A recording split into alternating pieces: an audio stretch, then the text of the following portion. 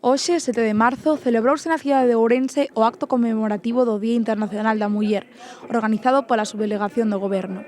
A cerimonia contou coa presenza do subdelegado do Goberno en Ourense, Eladio Santos, quen estivo acompañado polo secretario xeral Manuel Arias e pola xefa da Unidade de Violencia sobre a Muller, Alida Iglesias. O acto iniciou coa actuación de Coral de Ruada, que interpretou a cantiga Os teus ollos, engadindo un toque emotivo á xornada. Tras a actuación musical, procedeuse a lectura do manifesto institucional no que se resaltou a importancia de continuar loitando pola igualdade de xénero e de recoñecer os avances acadados grazas ao movemento feminista ao longo do século XX. O subdelegado Eladio Santos destacou o papel fundamental deste movemento como motor das melloras na igualdade das mulleres na sociedade actual. Ningunha democracia pódese considerar plena e consolidada se non hai unha igualdade real entre homes e mulleres. E loitaremos, desde o Goberno loitaremos contra o negacionismo da desigualdade actual da muller.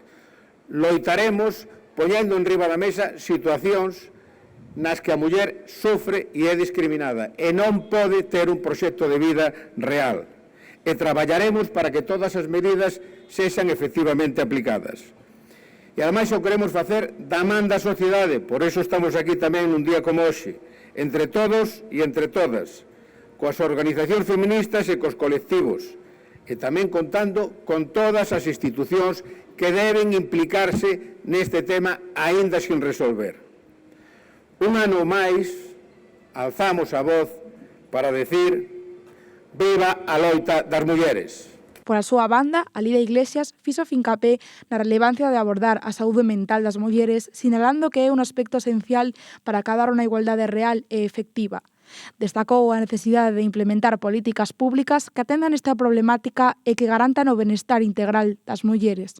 A saúde mental das mulleres está influenciada por diversos factores que nos fan máis vulnerables a padecer certos trastornos como son a ansiedade, a depresión ou o estrés crónico.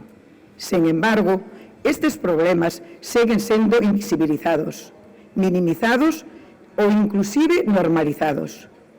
É fundamental visibilizar esta realidade, posto que non é un problema individual, senón unha cuestión social que exixe respostas colectivas, políticas públicas efectivas e un cambio estrutural. O acto contou tamén coa asistencia de representantes do Corpo Nacional de Policía, amosando o seu compromiso coa loita contra a violencia de xénero e coa protección dos dereitos das mulleres.